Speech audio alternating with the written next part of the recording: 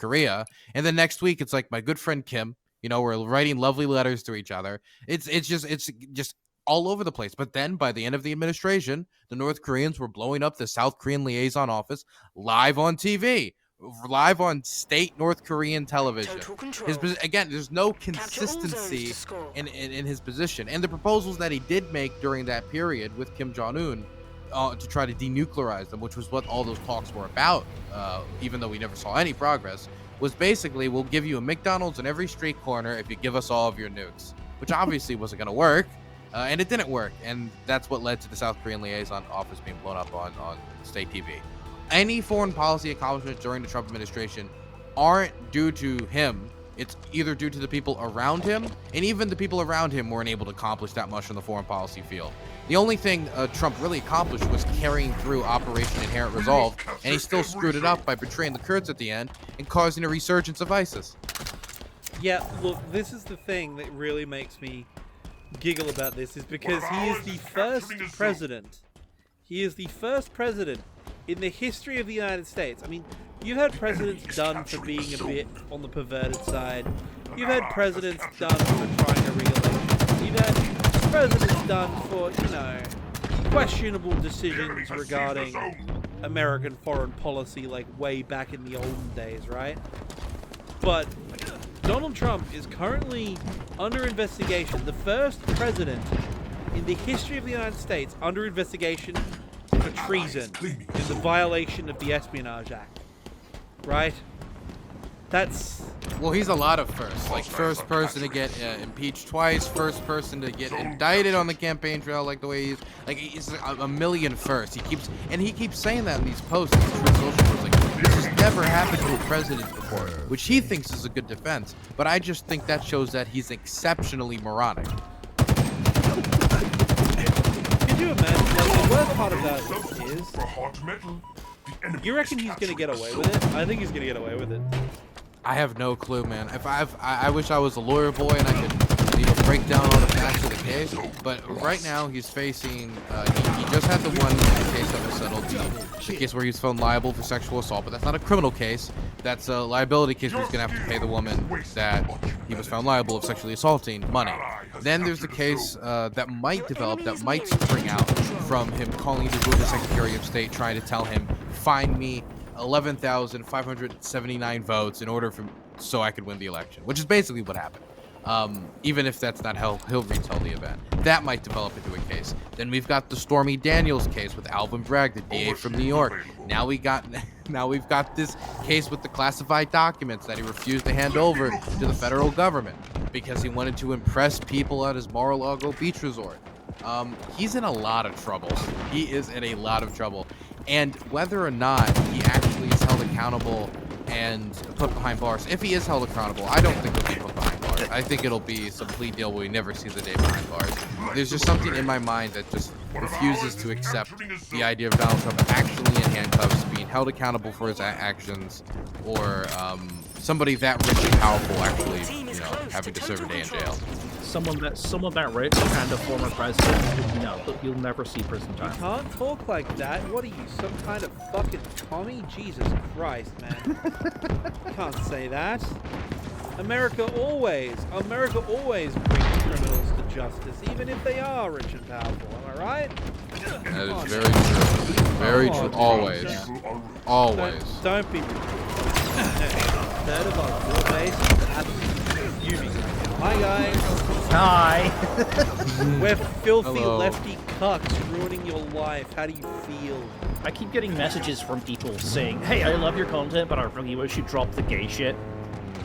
Yo, you should check it out. Join Laserpix Discord. Chill.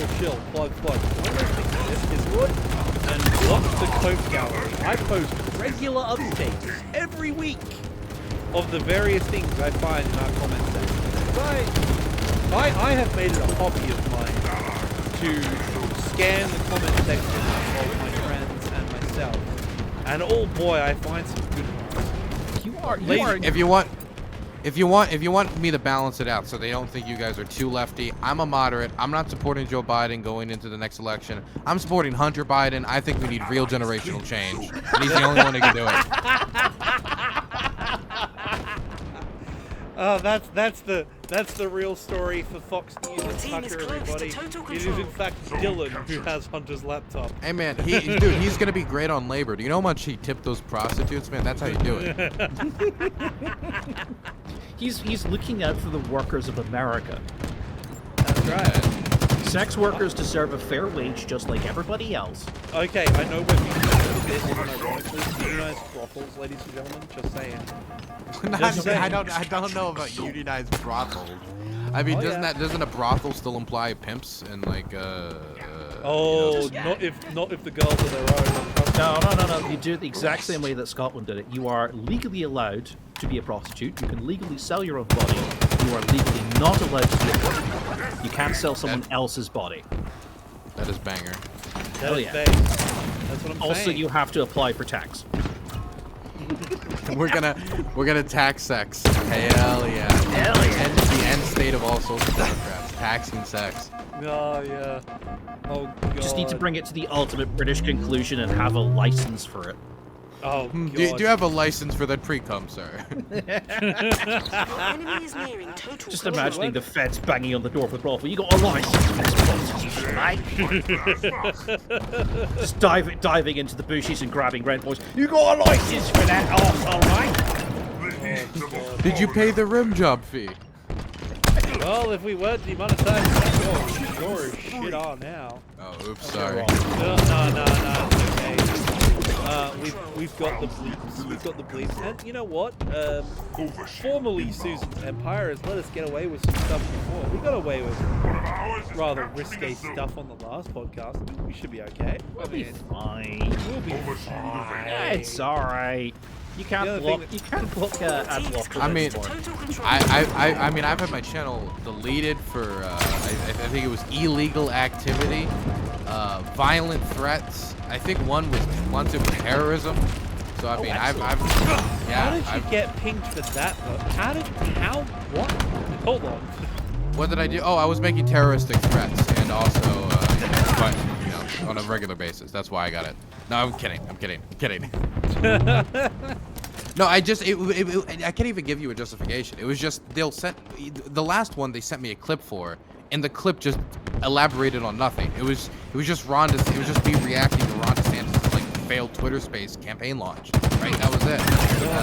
It's just I think the automated system is garbage or maybe mass reporting. I don't know what it is.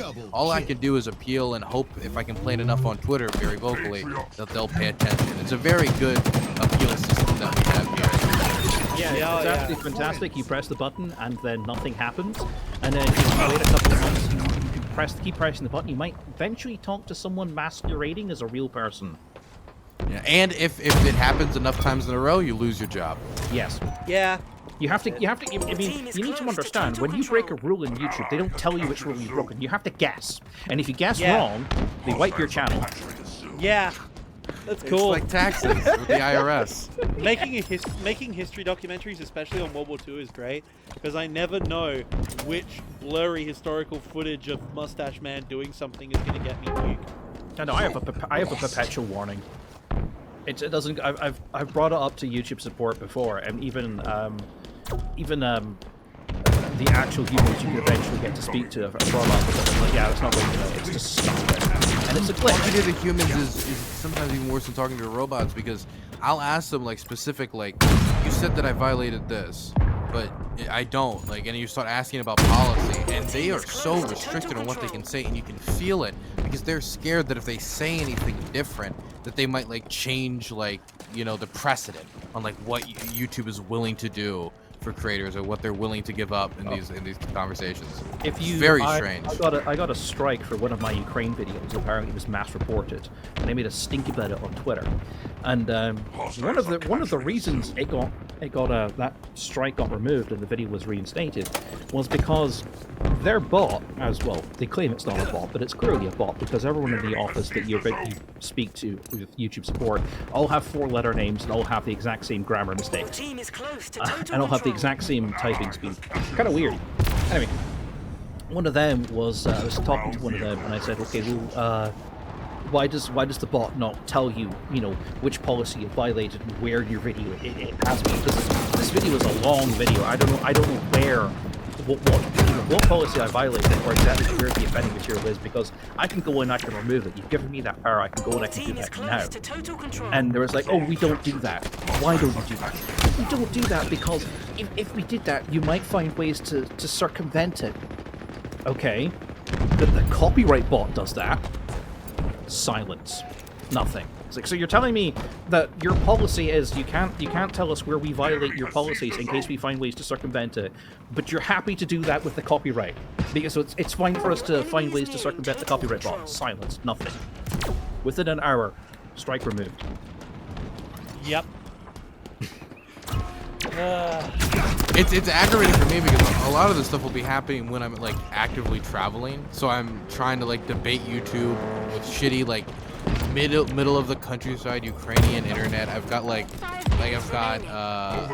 Ukrainian soldiers like squishing me. I'm like in the middle seat. I feel like I'm getting like I don't want to say I'm trying to say this in the least sexual way possible. I'm getting squished between these two Ukrainian soldiers trying to type to these people. Worst reception in the world. Like, please give me my job. I would like to eat food. Thank you. Amen. Like, it's impossible to communicate with them. I really hate it. But one of the main reasons why I Twitch, and then I re-upload the VODs on YouTube is because if it wasn't for how bad the copyright system is, I would have made the transition a long time ago. Oh boy, yeah. I mean, I've been moving a lot over to Twitch recently for the same reason. It's just, as content creators, it makes sense for us to have multiple revenue streams. It does. It just does. Because even though I get jack crap from Twitch, it's good to have that presence there where I'm always around, and it's slowly been growing. Whether I get a partnership with Twitch or not, we'll see. I applied for it. We'll see how that goes. I mean, I'm you applied for partnership? Yes, I did. Welcome to the club. Here's your chains. Have a good time. It's gonna be fun, isn't it? I need to get Min in here at some point and tell us all about what it's like streaming long-term on Twitch. Look, the worst part about it is, right? I make content if I had my way, and I know this sounds strange to people who watch our podcast for, you know, just the shenanigans and the memes. Ironically enough, this podcast pays the bills a lot of the time for us. For some reason, you guys like us. Thank you. We appreciate you. But the thing is, if we try to make the content that you want, like historical documentaries, honest to God, Laserpick, when you make a documentary that even remotely touches on World War II or even World War I, how often do you get a green check mark straight out the gate? Never. Never. Never. Ever. Absolutely never. We never get it. We always have to apply to have it reviewed before we can upload it. I get it. I don't know. I think I get like 50% of the time. Which I think is okay. No, I've never once gotten a green check mark straight out of the gate. Especially when it comes to like World War II documentaries, there's always something. Someone's always trying to claim a copyright. Like we were talking about that earlier, where the NMRP about yeah. specific patent. There's specific patent trolls. There's a name that keeps popping up every now and again. A certain group who are basically a patent troll. What they do is they copyright old documentaries, or they get the distribution rights to them, and then they add them to the YouTube copyright system and then claim that all the footage in that documentary is theirs. So if you use like any kind of old footage from like wars or whatever, they now think that is their copyright, and they will leave you there for a full 2 fucking months before finally they will release the claim. I have to literally threaten to sue these fucking people before they back off. It's bad, man. And the thing is, all the protections that they say that they give you, like, it feels like 90% of the time there's no consideration put into it. The most obvious example, I think, is fair use, where they explicitly say that fair use is protected, but the copyright system seems to put zero effort into trying to analyze if it's fair use or not. It's just, if, oh, it's copyright material, okay, we're gonna strike it. No analysis. There's no human reviewing it, so they can't see that it's fair use. And because there's no human reviewing it, people get screwed out of a lot of income, because those first 24, 48, 72 hours as a YouTuber is super important for views. That's where you're going to get like 60, 70% of the views on a lot of your YouTube videos. Yeah. This is why I never publish my video on time, ever. Unless it's one of my reaction videos to Call of Duty or whatever, 9 times out of 10, my video is done like a week in advance, and I can't release it because YouTube is still working out what's wrong with it. I'm getting pretty good at bamboozling the old copyright system, right? With clip editing. But the problem is you'll get manual claims, and manual claims are really annoying. So I make it a solid policy of never to publish a video until it's been up for like 48 hours. We're now in overtime. Right. Make it count, Spartan. And even then I've been caught before. That's the weirdest, is when you've had like a video uploaded for like a week, and then right when you release it, oh, copyright strike. Yeah. 0 cents. I've had copyright strikes on like unlisted videos. Yeah. That are, like, they've been sitting there for like shit I did when I was younger, and I just did a stupid video and uploaded it. Never showed it to anyone. It was sitting there with like 0 views, unlisted, private video, and then like last week I get like a copyright notice on one of them, and I'm like, what? It's bizarre. And then sometimes they'll just revise their YouTube does this. They did it previously, didn't they? They revised one of their policies and then decided to retroactively apply it to every single video. It's the worst. In business, you can't do that. Legally, you can't do that. You're already, I mean, banning me off the platform is typically not actually legal. Because in Britain, you can't take away someone's primary source of revenue. So if you're out driving like a taxi or a minicab, the reason those fuckers get away with so much shit is because they can't, when they fucking park badly, or they fuck up or they get arrested or whatever, they can't tow the car away because that's their livelihood, that's their income. You can't get rid of it. And the same kind of applies to YouTube, and all I need is a judge to sit down and say that, yeah, YouTube is your main revenue stream. That's how you make your living, and then it's illegal for you to take basic charity on the platform to take that away from me. I doubt I'd ever be able to swing that because I have a decent lawyer and retainer, but he's not that good. And here's the other thing, of course. That makes it a bit weird. 1 minute remaining. For us, it's really, really dodgy. For Dylan as well. Dylan would be very susceptible to this. Is the fact that a lot of our content is regulated. A lot of our content is regulated by the fact that we have like a high level of audience participation, shall we say. Right? Which means consequentially, again, this is a bit esoteric, but Joey the Anime Man, right, is a member of the Trash Taste podcast. He's, several million subscribers on YouTube.